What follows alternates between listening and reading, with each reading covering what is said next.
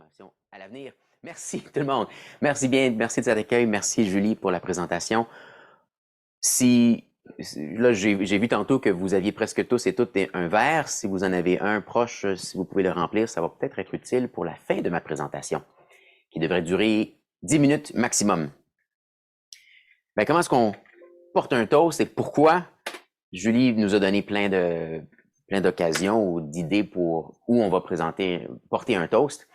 Et donc, je vais y aller.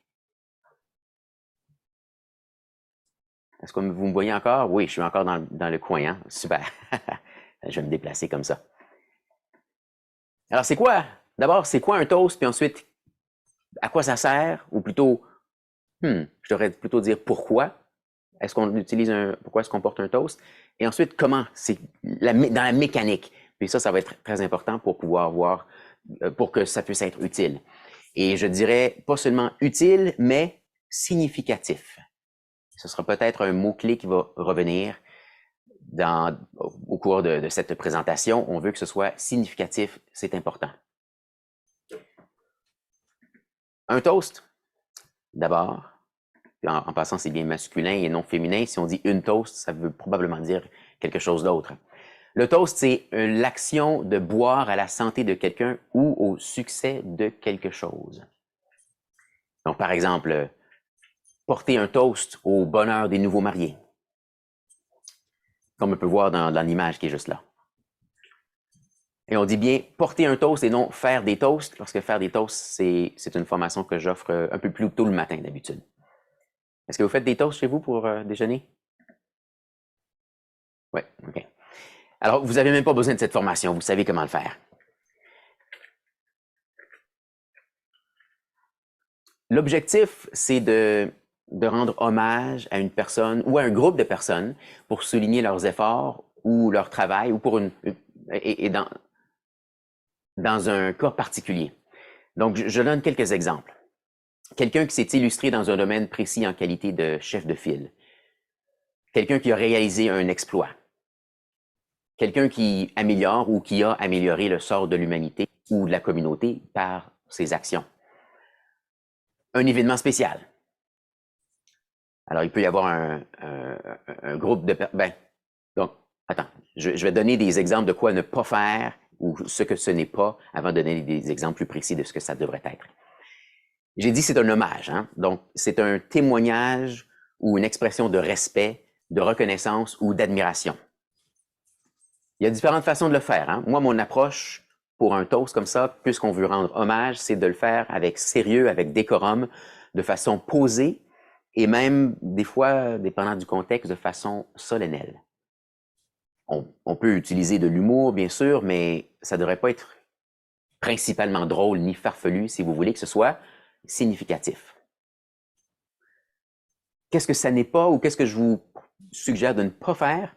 Et juste en passant, tout ce que je vous donne ici, ce sont mes suggestions, c'est pas nécessairement la grande vérité, la seule façon de faire, c'est selon mon expérience, selon mes recherches, selon des conseils que j'ai reçus par mes mentors. Alors un toast, si vous voulez que ce soit significatif, ne devrait pas être à une idée abstraite, comme à la paix dans le monde. Oui, c'est une chose importante, mais c'est pas aussi important que si on porte un toast à quelqu'un de précis qui aide la paix dans le monde. Une chose, comme je porte un toast au café, parce que le café, c'est tellement bon. C'est pas super intéressant. Ça va pas soulever des foules. S'abstenir de porter un toast aussi à un groupe imprécis, comme à ceux qui luttent contre la violence. Ah oui, je suis d'accord qu'on devrait porter hommage à ceux qui luttent contre la violence, mais si vous voulez que ce soit, c'est quoi le mot du jour? Pas le mot du jour, mais le mot de ma formation, significatif. Lors d'une célébration, si vous voulez que votre toast soit significatif, soyez plus précis. Donc, est-ce qu'il y a quelqu'un en particulier dans votre communauté qui lutte contre la violence ou quelqu'un dans le monde qui l'a fait? Là, ça va vous permettre d'avoir quelque chose de plus important à dire. Et une dernière chose, juste une petite mise en garde, je vous suggère de ne pas porter un toast à une personne décédée. Cela dit, oui, quoi ça? Mais cela dit, on peut porter un toast à la mémoire d'un défunt. C'est une petite nuance parce que lorsque vous portez un toast à quelqu'un, surtout si la personne est dans la salle, elle peut répondre. On encourage à répondre après un toast. Mais si la personne est disparue, décédée, elle ne peut pas répondre. Alors, on peut souligner le fait qu'elle nous a quittés en trinquant, ou plutôt en portant un toast à sa mémoire. Si vous avez d'autres exemples, vous pouvez les indiquer dans le clavardoir. Donc, j'ai un petit exemple en quelques mots. À qui est-ce que je voudrais porter un toast? Mais peu importe à qui ou à quoi vous portez le toast, l'important, c'est de le dire du fond du cœur. On peut rarement se tromper quand on fait ça. Alors, c'est quoi le rituel? C'est quoi les étapes? Moi, j'ai la chance d'avoir sous mon verre un sous-verre. Un sous-verre à l'image de Toastmasters, parce que ce sont les clubs francophones du Grand Sudbury qui ont créé ça. Voix du Nord et Mots du Midi. Et de l'autre côté, qu'est-ce que j'ai? Les étapes que je vais vous montrer.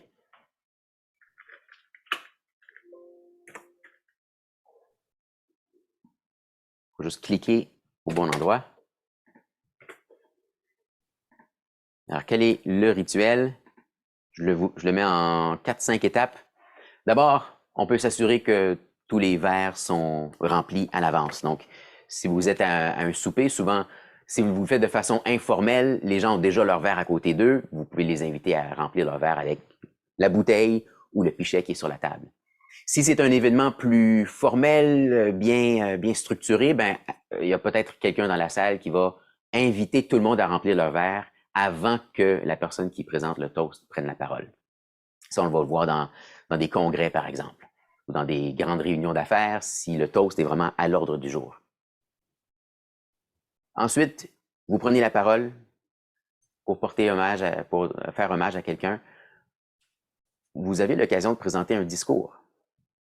Dépendant du temps que vous avez, normalement, si c'est de façon informelle, 1 à 2 minutes maximum. Si vous êtes dans l'ordre du jour, on va vous dire combien de temps prendre.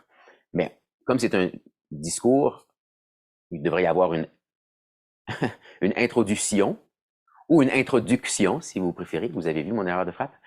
Un corps et une conclusion. Alors, pour l'introduction, c'est simplement une phrase qui dit que vous voulez rendre hommage à quelqu'un ou à un événement.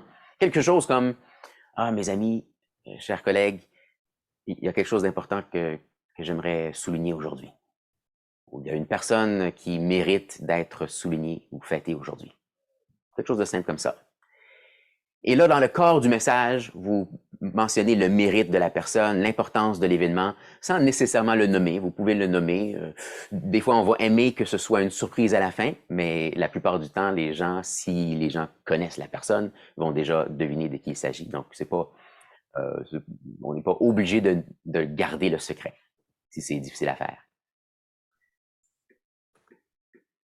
Et en conclusion, voici une formule que je vous recommande, une formule que vous pouvez utiliser lorsque vous êtes en personne.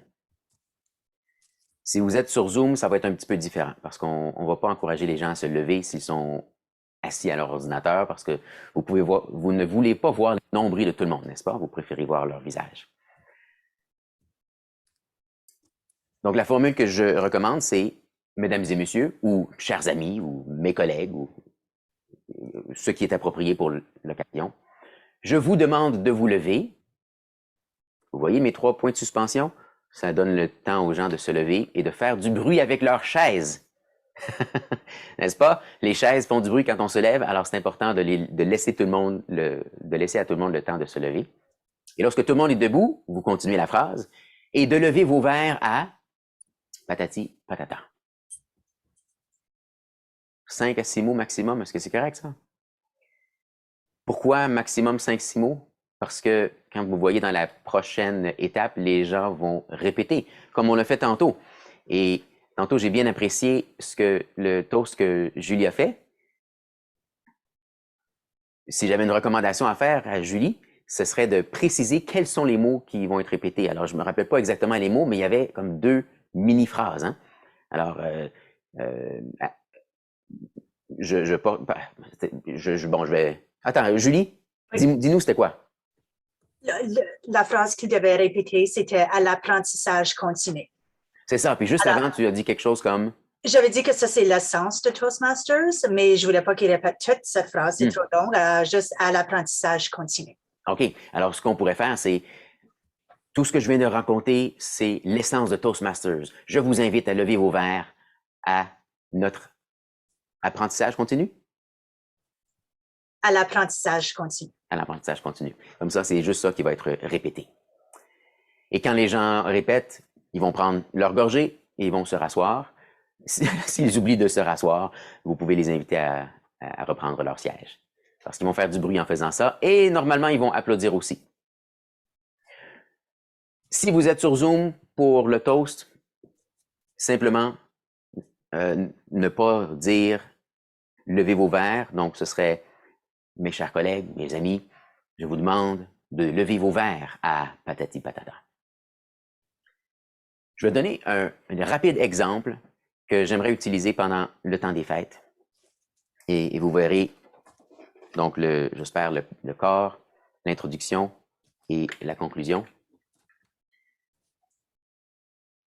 Le contexte, je suis avec ma famille dans le temps des fêtes. Mes oncles, mes tantes, mes cousins, cousines, neveux, nièces, mes amis qui sont tous ici rassemblés. Si on est ici rassemblés, c'est grâce à une personne. Une personne qui nous a quittés malheureusement il y a juste un peu plus d'1 an. Grand-maman était une personne qui a réussi plein de choses dans sa vie, mais ce dont elle était le plus fière, c'était sa famille. Si nous sommes tous ici aujourd'hui, pas seulement rassemblés, mais sur cette terre, c'est grâce à cette personne qui nous a précédés il y a quelques générations. Je vous demande de vous lever.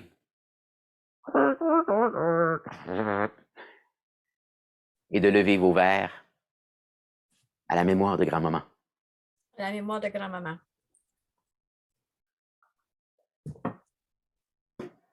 Merci. Ça peut être aussi simple que ça. Lorsque vous allez être à votre famille, party de bureau, n'importe quoi, vous pouvez vous préparer à l'avance, vous pouvez demander la parole, ou bien vous pouvez le faire de façon informelle lors de votre souper. Et comme j'ai dit tantôt, vous avez l'occasion, vous avez une belle occasion de faire quelque chose d'important, de significatif. Faites-le du fond du cœur. Je pourrais paraphraser Platon qui disait quelque chose comme « L'important dans un toast, c'est pas juste de dire quelque chose, mais c'est d'avoir quelque chose d'important à dire. » C'est à toi, Julie. Merci beaucoup.